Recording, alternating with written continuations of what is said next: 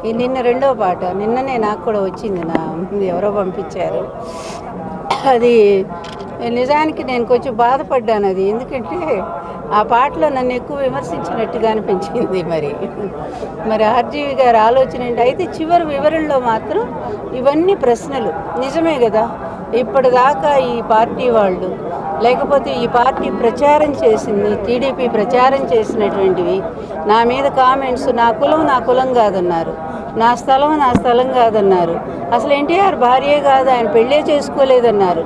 ఇలాంటి దుష్ప్రచారాలు 20 సంవత్సరాలుగా ఎదుర్కొని ఈ అవమానాలన్నీ గుండెల్లో మోసి ఇన్నాళ్ళకి ఆర్జీవి గారు మంచో చెడు నాకు తెలియదు, కానీ ఆయనతో నాకు ఎప్పుడు పెద్ద పరిచయం లేదు, మొన్న తిరుపతిలో తప్ప.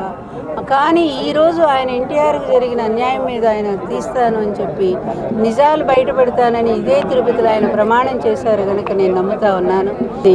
అదంతా కూడా 1-2 సార్లు కుటుంబంతో చర్చించి చెప్పి వాళ్ళ ఆమోదం తీసుకునే వివాహం చేసుకున్నారు. అందరూ అంటారు వాళ్ళకి ఇష్టం లేదని. నేను ఒక్కటే అడుగుతున్నాను, మా గవర్నమెంట్ వచ్చిన తర్వాత మా కుటుంబ సభ్యులు మేమందరం కలిసిపోయామా లేదా? ఒకళ్ళిద్దరు తప్ప కుటుంబంలో అందరం కలిసిపోయాం బాగా. బాలకృష్ణ కుటుంబం కానీ లేకపోతే పెద్దబ్బాయి కుటుంబం కానీ, ఎన్టీఆర్ టీడీపీలో పెద్దబ్బాయి ఎంపీగా కూడా పోటీ చేశారు, మీకు గుర్తుండే ఉంటుంది, శ్రీకాకుళం నుంచి. మరి మేము ఎక్కడ బాగలేము? కేవలం ఇతను చేసినటువంటి వెన్నుపోటు చర్యకి మళ్ళీ కుటుంబాన్ని నచ్చజెప్పి కన్విన్స్ చేసి అమాయకులైనటువంటి ఆయన కొడుకుల్ని తన వైపు తిప్పుకొని ఆ విధంగా నాకు ఒక యాంటీగా తయారు చేశారు తప్ప కుటుంబము నేను ఎప్పుడు వేరుగా లేము. ఈ దురదృష్టకరమైనటువంటి సంఘటన జరిగిన తర్వాతే నన్ను కుటుంబం నుంచి ఆయన దూరం చేశాడు, ఆయన అధికార దాహం కోసం. మరి ఎన్టీఆర్ బయోపిక్ అంటే ఎన్టీఆర్ చరిత్ర అంతా కూడా తీసే ధైర్యం అది బాలకృష్ణ గారికి లేదు. ఎందుకంటే తీస్తే వాళ్ళ భావన విలన్గా చూపించాల్సి వస్తుంది, లేదా నన్ను విలన్గా చూపించాలి. నన్ను విలన్గా చూపిస్తే నేనెందుకు ఊరుకుంటాను? వాళ్ళ నాన్నగారు ఇచ్చిన సాక్ష్యాలు బోలెడున్నాయి తను జరిగిన వెన్నుపోటు మీద.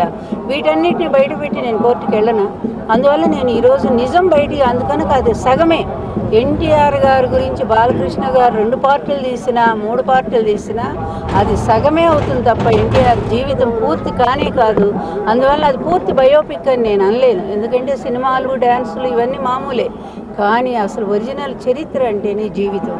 ఆ జీవితానికి సంబంధించిన ఆ చరిత్ర నిర్భయంగా చూపించలేనప్పుడు, ఆ ధైర్యం మీకు లేనప్పుడు దాని బయోపిక్ అనే పేరు పెట్టకండి. కానీ చివరి క్షణాల్లో ఆయన పడ్డ క్షోభ ఏంటి, ఆయన బాధ ఏంటి, ఆయన అవమానాలు ఏంటి, ఆయన ఏ విధంగా బాధపడ్డారు, వచ్చిన వాళ్ళందరి దగ్గర ఎలా కళ్ళనీళ్ళు పెట్టుకున్నారు, ఆ జీవితం చూపించగలిగినప్పుడే సంపూర్ణమైన బయోపిక్ అర్థమవుతుంది. ఈరోజు మేము వాళ్ళు సగం తీస్తే మిగిలిన సగం ఆర్జీవి గారు తీస్తున్నారు.